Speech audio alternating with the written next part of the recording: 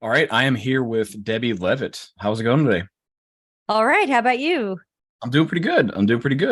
I'm excited to chat with you. We've had Me too. several conversations in the past, but I've been following your stuff for a while, and as we sort of restarted the podcast and stuff like that, thought for sure to reach out to you would be Thank you. uh, a really a really fun conversation to have on a podcast, and I know a lot of people would probably appreciate your perspective, especially on a lot of things that are kind of happening in the industry right now. But before we jump into that, I like to let everybody get a chance to know who Debbie is in case they don't already follow you or know about your work. Can you give some background and context to kind of the work that you do? Yeah, sure. I've been a strategist for decades doing CX and UX work of various types, research, design, but lots of strategy. I have been doing speaking and training and writing also for decades, but mostly I am in the work. And so I can't help but point out that among some of the talking heads people might have bumped into, I'm still in the work. I didn't leave the work to become a well-paid trainer. I'm a badly paid trainer. So my company is called Delta CX, and we are a full service CX and UX consultancy. We do projects and workshops and training and lots and lots of, and we'd love to do more, consulting and business design. So really helping people with how CX and UX fit into a company and Agile and how to find product market fit on all of your products and services. So really anything that's kind of in that universe, people are welcome to contact me. Our new website, which is constantly a work in progress, is customercentricity.com, because that's the core of what we do. Awesome. Very perfect, concise background, especially of what I know of you, because there's actually a whole lot more. You're an author as well. Yes. A lot we could talk about with that. But the one thing, yeah, there you go. For anybody watching, so if you just this, you didn't see, but Debbie had a chance to just hold up her book, and we can definitely talk more about that too. But the one thing that you said in there, CX and UX, I actually hear a lot about that, and particularly when I read or hear things from you, I think it would be useful for people to kind of get a little bit of a take on what is the difference between CX and UX. Yeah, there are different definitions of CX. So it really depends on what people subscribe to. Over the decades, UX has changed what it meant. It used to mean the all-encompassing experience that a end user, customer of a company could have with that company from start to finish. When we think about the whole customer journey map or the whole service design blueprint, over time, people thought, oh, UX, that's just digital screens. They don't have anything to do. If it's not digital, UX isn't working on it. Someone else is. But then the term CX rose up, and then those were somehow the people who were caring about the full customer journey. And so there's just been this kind of strange shift over time in terms where UX accidentally started out meaning everything and ended up meaning just some digital stuff. And so I have always taken the approach that, to me, CX and UX done well can be the same thing. This can be great research, great design. It could be service design. It could be content strategy and other things. And that all of these play into every touch point that the customer has with our company or the potential customer or the end user. I also don't want to die on the hill of who's a customer and who's a user, because a lot of companies say the customer is the person who's paying us and the end user is the schmo who's, on the other end of the keyboard or the phone. And I say, but when you do that, you usually optimize for the people with the open wallets and you totally poop on the end user. You don't care about them at all. And so I'd like to get rid of some of those lines. And sure, we'll still want to say who's the end user and who's a buyer persona or something else. But I think that when we start creating those lines, we stop caring, or we care even less about the end user and their full experience, because to me, they're a customer too. They're part of your company company's ecosystem. So to me, everybody in your company's ecosystem is a customer of some sort. And therefore, I think customer experience is a better term, especially because right now it is more respected than UX. People keep redefining UX to mean less and less and less and less. I mean, when I go to Agile conferences, I have people from engineering and Agile telling me, UX, that's not really a job or a role. That's like a skill. And, anybody can do it. And I think there haven't been enough leaders over the years who have fought that and just kind of nodded. And now there's this perception that UX is one skill that's easy for anyone to do. And so I'm happy with a change of terms towards one that is hopefully more respected and might get some more budget. Interesting. So there are several things that you just shared there that I want to touch on. The first thing is immediately when you started drawing the distinction that you did between CX and UX, I immediately thought of service design, and you touched on that because it sounded just like service design to me for sure.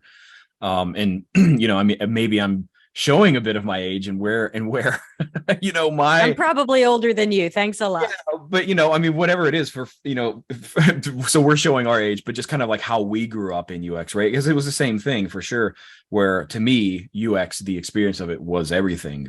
Most of the stuff we worked on were the touch points that happened to be digital screens. So I appreciate that you called that out. It was also really interesting to me to hear that you're seeing CX get this higher level of respect and or potentially budget.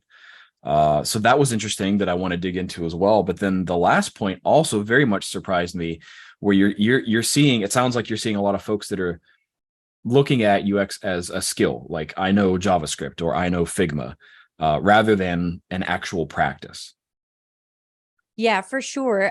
So to back up a little bit to your second point, I'm seeing a lot of the biggest consulting companies on the planet talking about CX and the importance of your customer experience, and that your customer experience is a lot more than your marketing department or your customer support reps dealing with trouble tickets.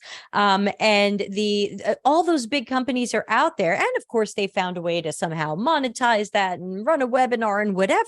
But they're out there trying to inspire people to spin up customer experience teams and departments and bring in specialists and really fight for what the customer experience is, because I think that we are really also seeing an increase, especially over time, in companies that care less and less about their customers and users, even the paying ones. I think it's pretty clear to us. We know as customers, we know that when we use these apps and systems or go to that hotel or whatever it is so often absolutely crap. It's just, how bad is it going to be? And so I think that we see companies caring less and less about them. We see the jobs are easy to cut and budgets are easy to cut. And companies seem to care less and less about users. They just think they'll put something out fast that's good enough. It'll make some money and someone will check off a box going, we did a thing and it was mostly on time.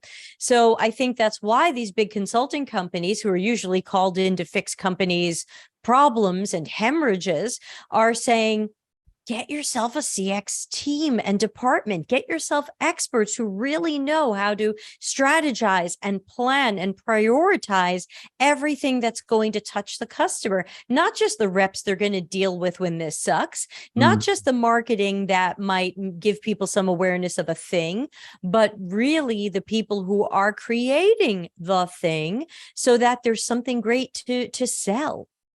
Yeah. Yeah.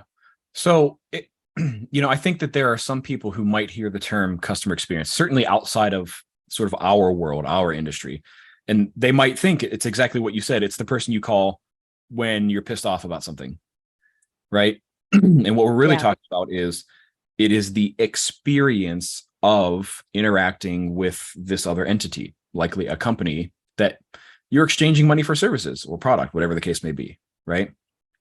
Yeah. And I'm hearing a lot of people who are getting CX titles in companies. They'll tell me, my job is customer journey mapping. And I'll say, cool.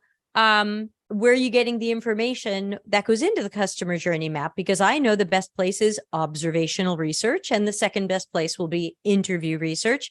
And they'll say, oh, I workshop it. We all get together and everyone puts in their best guesses. And I go, oh, holy poop on a stick. I say, okay, and then what happens with your customer journey maps? And many of them tell me nothing. I feel like I'm not really making change. And so the problem is that people have become excited about CX, especially from all the big consulting companies putting up microsites and webinars and social posts and talking about it. And they hire a couple of people, they tell them you're going to run surveys or make customer journey maps, and they don't really give them any real domain or authority or anything. They're just this weird floating island of customer journey mapping. And many of them, not all, are not even doing it well. They're working from these guessed and assumed or very marketing driven customer journey maps, and then everybody's surprised later that this didn't really reflect the journey at all, or not much. Yeah, just as we had the struggles very early on in UX, that you're just doing design without having research to inform the decisions you make in design, you need the research to inform the decisions you make in a strategy and execution of an overall customer experience. So, this segues very nicely into, well, a lot of people listening to this are UX researchers, right? You and I included. Yay. And so then I think Hi, everybody. I think that there's a lot of discussion, questions, consternation, hand-wringing about where UX research fits in this world, right? And maybe let's use this lens of CX kind of becoming maybe a more respected practice. Where does UX research fit in to any of this now and potentially in the future? Yeah, I mean, if you go by my Customers Know You Suck book, the answer is everywhere. Basically, the book is about becoming more customer centric, and I'm quite clear that the path to that is good research, good, recent, qualitative evidence, data, and knowledge, replacing guesses, assumptions, and opinions. And so to me, research fits in everywhere that we are working from guesses and assumptions, and let's workshop it. And we don't really understand people, but let's guess at their problems and guess at a solution, which I call a guessing lasagna. These are all the places where research can show up, and with small or large studies, be able to replace these risky and wasteful guesses and assumptions with the evidence that we need. Scrum says be evidence-based. Lots of people say be data-driven, but yet we just run a survey because we think that's fast and cheap. The survey is usually written badly, the numbers are manipulated, and we end up magically proving that we should build the thing we wanted to build anyway. Amazing! Wow, how does it happen? And so to me, the room for research is everywhere, and companies believe in research. They do surveys, they do focus groups. We pull data from customer support. We've got data and analytics. We've got voice of the customer. We do have research. We're just going for the fast and cheap research. So our companies do believe in research. They just thought it had to be fast and cheap. They're afraid of research that isn't as fast or isn't as cheap. But the problem is the fast and cheap stuff rarely tells us why. And sometimes it sends us down the wrong roads. So what I've been trying to push is, look, I used to fight people and say, don't run a survey, they're garbage. Now I say to people, look, if you really want to run a survey, go ahead. And when we see the results, I'm going to ask you why. I'm going to ask you, why X% of people answered this, or why? And when we realize we don't know, then we're going to spin up the qualitative research to answer that. So I hate NPS, but go ahead, run NPS. And then I'm going to ask you, why? And when we don't know why we have that score or why our score is changing, I'm going to say, let's spin up the qualitative version and find out why. And so I think that these are the conversations that we can have more of. I think that many of us who saw our jobs and world changing either froze and did nothing and let it turn to crap all around us and said, sure, design thinking, whatever. And some of us ended up in anger, where we said UI isn't UX, and how dare you say this word, and don't call me a product designer, and research is this, not this. And we got very caught up in these definitions. And I say to people, you know what? Let's not die on that hill anymore. If someone wants to say UI UX to me, I'm just going to keep going, because at least they're talking to me. And I'm just going to use that opportunity to open up a warm, gentle conversation to fill in their missing information, rather than starting with UI's not UX, or you don't understand my job, or something like that, which I know some people aren't saying, they're thinking. But we as researchers know, when you think something, even if you don't say it, you're wearing it. Yeah. And a perceptive person will get that. So these are some of the shifts that we need to make, because I think too many of us had these very strong reactions that made people not even want to talk to us. And in many cases, we are researchers, our managers just became doormats and said, design thinking, sure, bring it in. Everybody's a researcher, sure, let's give it a try. Democratize, everyone can do research, even if they suck at it. Yeah, sure, whatever.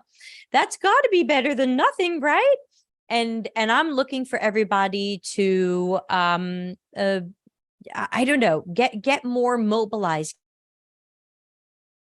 push back against this, but with intelligent conversations. I heard that, I didn't see it, but I heard that two people debated each other about democratization at some conference I did not go to. And I heard that the anti-democratization person basically opened up, and I heard this, I didn't see it, so this might be not true, but opened up with like, democratization's a dumpster fire. And my thought is, that's not a good debate tactic. That's not a good debate tactic. And if that's the way we're opening up conversations with our cross-functional team, with leadership from other domains, no wonder they don't want to talk to us. Yeah. It's that would be like having a debate with a child, basically, right? And there's not there's not going to be any productive debate or conversation about that. It's just, I don't like blue, or I don't like broccoli. You're poopy. Yeah, I mean, people, right? It doesn't make sense. Yeah. I mean, to me, again, if we are researchers, and these people are evidently researchers in this debate, if we're researchers, and when someone says, I really think we should democratize UX or research or design, whatever it is, I say, okay, I usually don't agree with that, but tell me more. What if the conversation starts there instead of, are you effing kidding me? Ba boopa. I say, that's usually not what I advise companies, but tell me more about why you believe that's the right way to go. And usually that's a warm enough environment for someone to open up to me and say, well, we don't have enough researchers and someone's got to do it. And then I can say, well, what happens when we don't have enough product managers? Who does the product management work? We usually get the budget and hire one, right? What happens when we don't have enough developers? We don't give it to marketing, right? We open that up and we hire a specialist. Is there a reason why we shouldn't hire more research specialists? And then usually it's, well, research is easy. Anybody can talk to customers. So you see that we can have this conversation with people, and we can little by little chip away at their arguments. But again, I come from a family of New York lawyers, so I'm comfortable having that type of debate and using that type of technique. I once had a product director at a company say to me, and I want all my product managers to do research. And of course, I pulled up my usual research thing, and I said, okay, so typically research starts with planning. Then we're going to recruit to make sure we're speaking to a representative sampling of the right population. Then we're going to run sessions where moderation skills are really important. Then we've got analysis and synthesis, which can take days or weeks, depending upon what you've collected. Then we need to create actionable suggestions and report on that and create the right diagrams and artifacts. Do you plan for your product managers to learn all of that? And he looked at me and he's like, I thought it was just picking a few people and talking to them. And I said, maybe that's market research.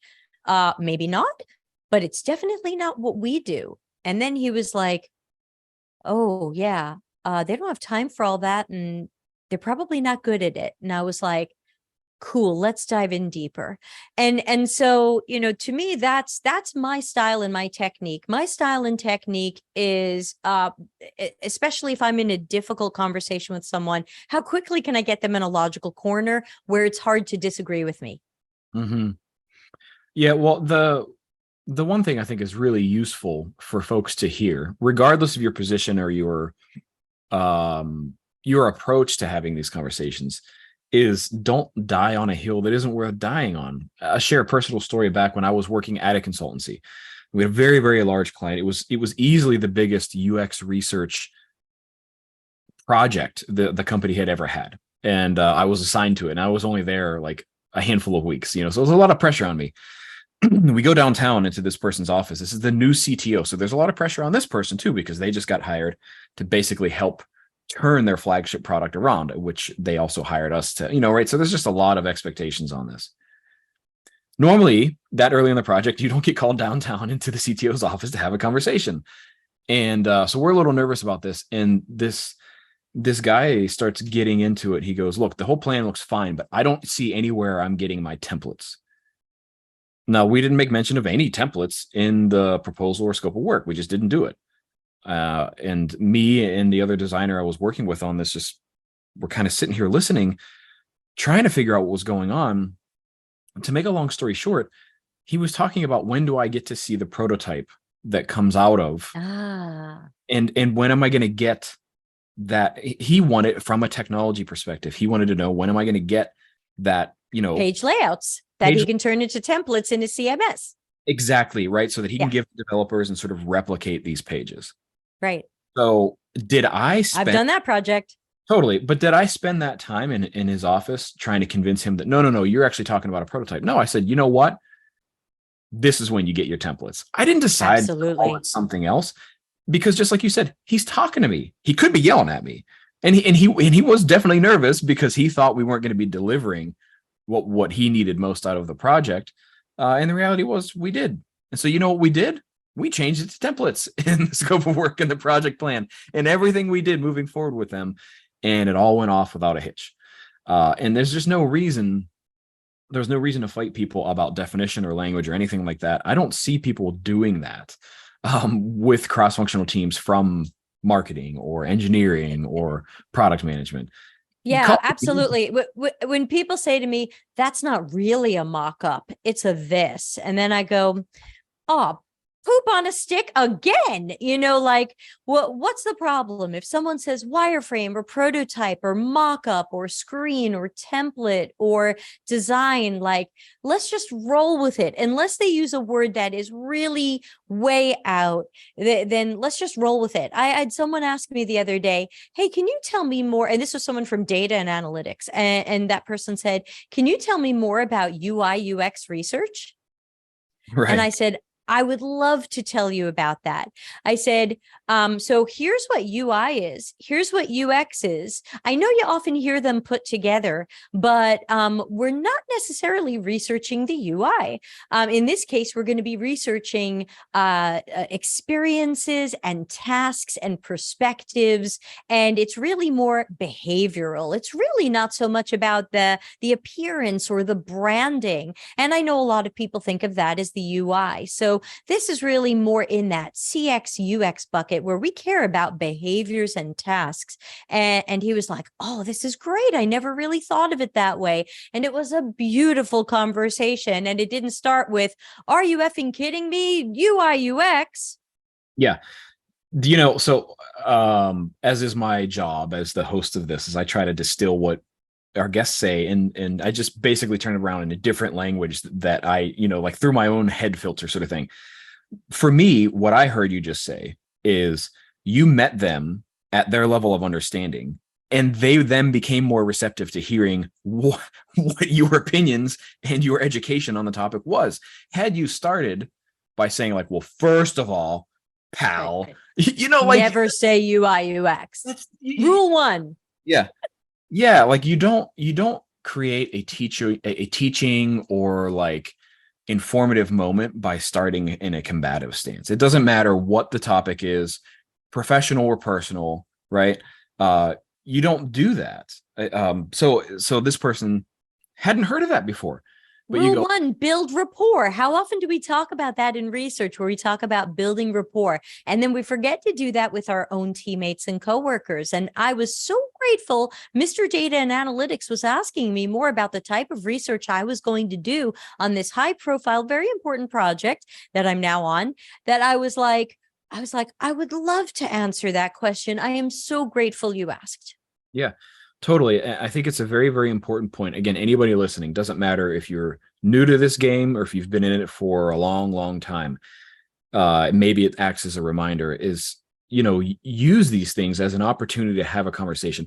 This person signaled an intent, right? That data analytics person signaled an intent and a curiosity about that work.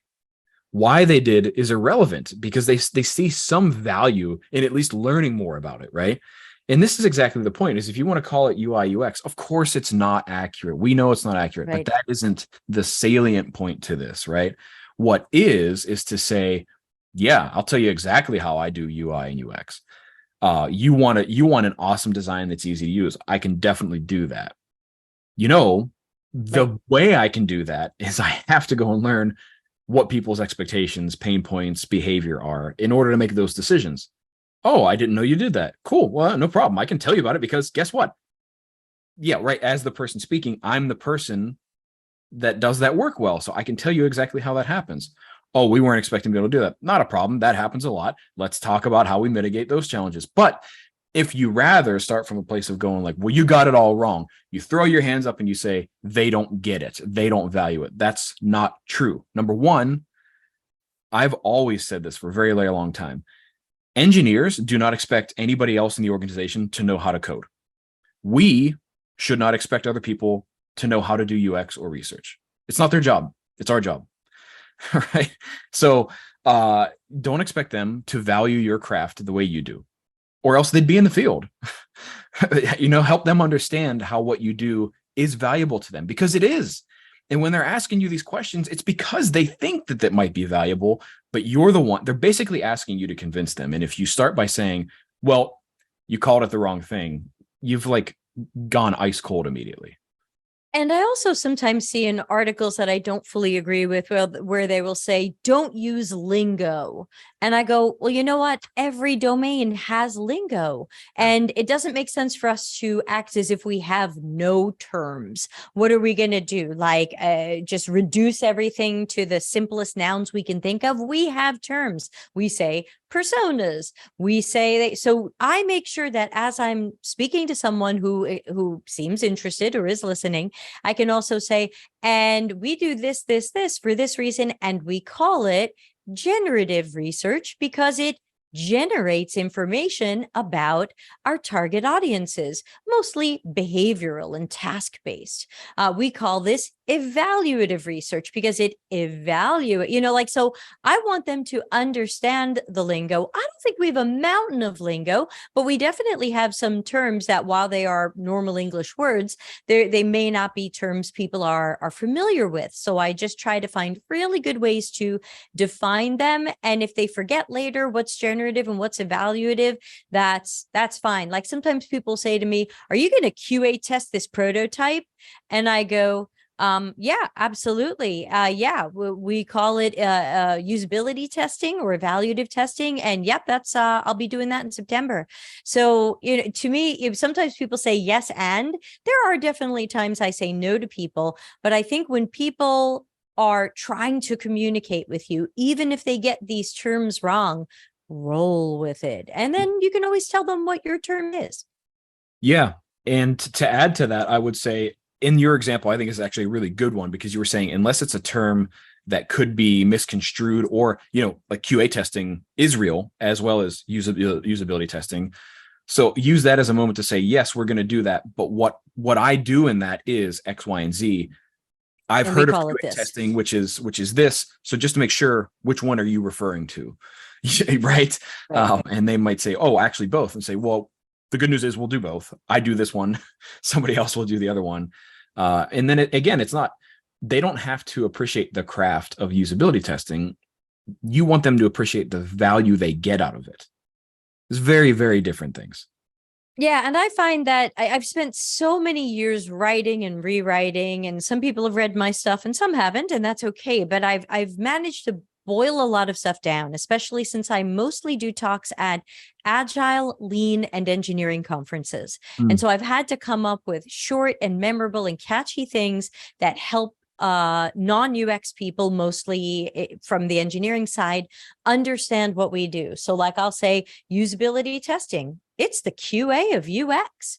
We're checking if our designs and ideas really solve our original problem and really work for our users. It's not too different from your QA. You're checking that this is going to work for users because it's good code and it doesn't have bugs. So I try to find those parallels, like, oh, hey, you're doing this, and we have something like that, and it looks like this. Yeah, love it. Love it. Completely agree. You mentioned something there where you do a lot of talks at like Lean and Agile conferences and stuff like that. And I know a lot of people get asked, well, how do you fit in UX research in an Agile process or a Lean process? You have to have gotten asked that more times than you can count. Oh, yeah. I'm usually brought in to talk about that. And sometimes even after my talk, someone will say, none of that was true. UX isn't agile. And there are some people who have such a non-agile definition of agile that unfortunately you might not be able to win them over. But I would say most of the people who have heard me speak at these events usually tell me, you've given me some things to think about. Like they're not totally ready to redefine their world, but they couldn't totally find fault in what I said. And Mm. so some of the key things that I remind them, first of all, I usually pull up a slide on the Agile Manifesto principles. And I say, principle 1, our highest priority is customer satisfaction. Are we doing that at our company? Principle 2, we welcome changing requirements, even late in development. Are we happy to change something, especially if you get feedback and you realize you're going in the wrong direction? Are we willing to change our direction because we have feedback from customers that we're not building the right thing for them? I'm not seeing that at most companies. Agile Manifesto Principle number 5, give motivated individuals the time and support they need and trust them to get their job done. Is that how you're treating your UX counterparts? Is that how you as an engineer are being treated? And I try to start with things that in general people feel like they agree on. We Mm. agree that Agile has these manifesto principles that are mostly good and a little bit problematic. And we agree that Agile is about a repeated cadence. We agree that Agile is about good planning and getting things out to customers more quickly. Okay, great. Let me tell you, UX absolutely can fit into that. It's just all about planning. If I need 3 weeks to research something, and then I need 2 weeks or 3 weeks to design something, let's call that 3 2-week sprints. Some agilists will clutch their pearls and go, 3 2-week sprints? Sweet baby Jesus, we can't give you that time. You're not agile. And I say, okay, but your team of 10 people are getting 6 to 8 weeks to do something. Why is this so strange that we want 6 weeks to do something? And you've only let one of us do this or two of us do this. So I've been telling people, if you really want to be agile, it's about time and it's about headcount. My dream team is assigned to an agile or project or product team, 3 researchers at different levels, and 2 what I call architects that some people might call designers, possibly at the same level, possibly different. You now have 5 UX people assigned to one agile team. You are going to get stuff done so fast for those people and at a much higher level of quality. And you're going to have them 100% allocated, which Agile loves. They don't like when I'm on 3 projects. They like when I'm on 1. And and people go, oh, this isn't Agile. You're going to work for weeks before we are. And I go, yeah, and you're going to code before QA tests it. It's an assembly line. It Yeah. just is. It can still be agile and just be an assembly line. Look, here's your graphic about Scrum. And the first thing on the graphic says product backlog. How do you think stuff got into the product backlog? Who put it there? What is it? It's usually designs or at least descriptions of features. If let's say a company has no UX people, it's going to be a description of the feature coming from a business analyst or a product person. There's something in the backlog that someone decided was what we're building, whether that's through a fantastic human-centered design process or a business analyst going, here's what we're making, everybody just do it. So this all happened before you started coding, and you know, your underwear didn't catch on fire. And the product manager made a roadmap and planned our quarter or sprint or release. And that happened ahead of time, and your underwear didn't catch on fire. It is okay for some things in Agile to be on tracks or asynchronous, but people have gotten so, unfortunately, overglued to the idea that Agile just means go as fast as you can. It doesn't matter if it's good or bad. You'll fix it later. You'll iterate on it later. And we've totally lost sight of quality. And I think that is the core of why we have conflicts with people in Agile and engineering. They're judged by velocity and time and speed. And we judge our work by the quality of our work and the quality of its outcomes. And there is a fundamental mismatch there, because my work might not be the fastest it could be, but if you want my best work, I need time to do my best work. And some companies are just like, but I don't need your best work. Just give me something in a day or two. And I say, then we have to document the risk of me guessing and making something crappy.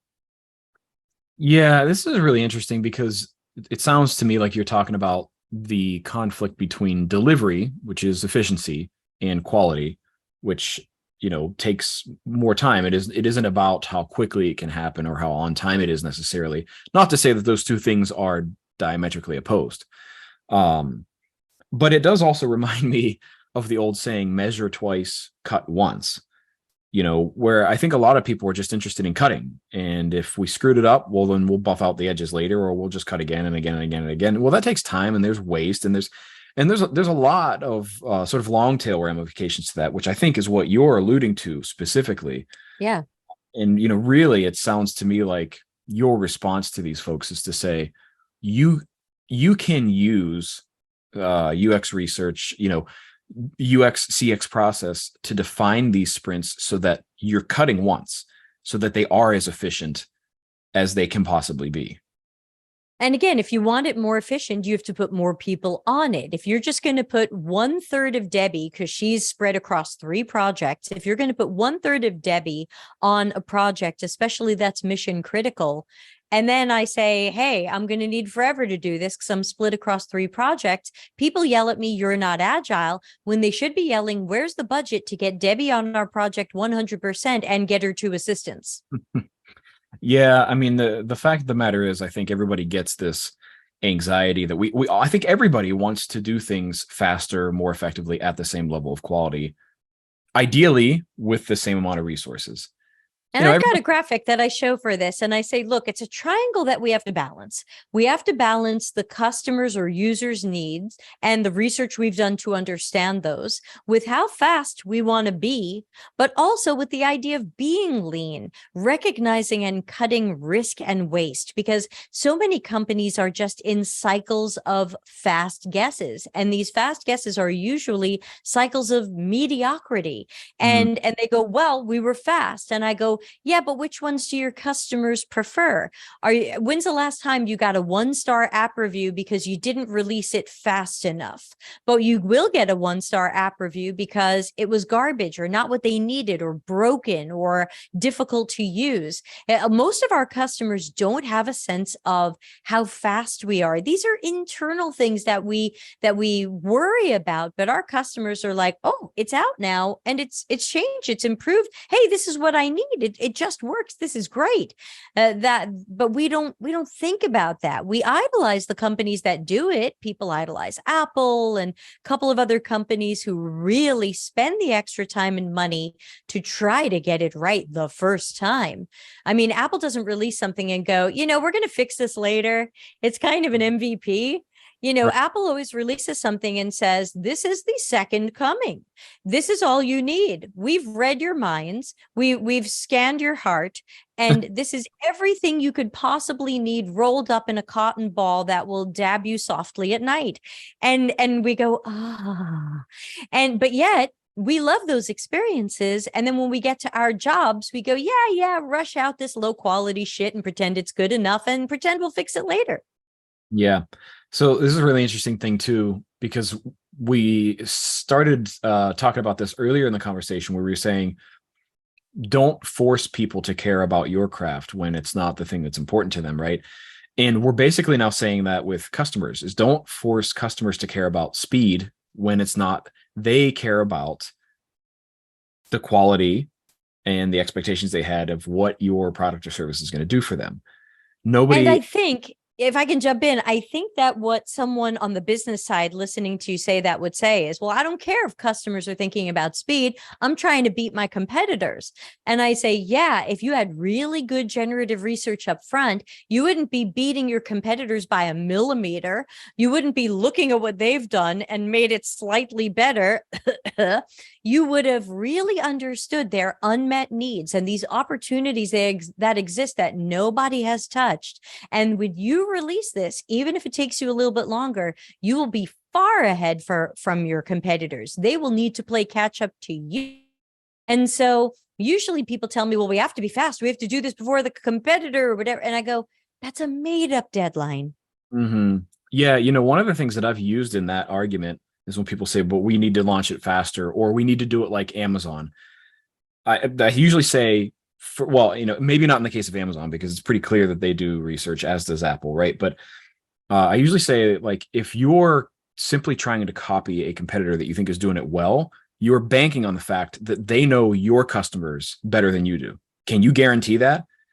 And that right there opens the door to so many other opportunities to say, if you don't, then guess what? We ought to do our own research. Also, if you don't even know if they do research, they just might be making really good guesses. And maybe the person who's making good guesses left for another job. Like, there's so many other things. Yeah. That's why you just can't. Sometimes these are experiments. And by the time you look at the competitor again, that's had a remote kill switch hit, or it got pulled out of the code, or we rolled back. And it's amazing. I've been at companies that have done like quarterly competitive analyses to see what people are doing. And sometimes I go, hey, that thing we saw last quarter is gone. Mm-hmm. So I'm getting the feeling, while we thought it was interesting, that didn't work for that company. They've gone back to the drawing board, or they decided this didn't work.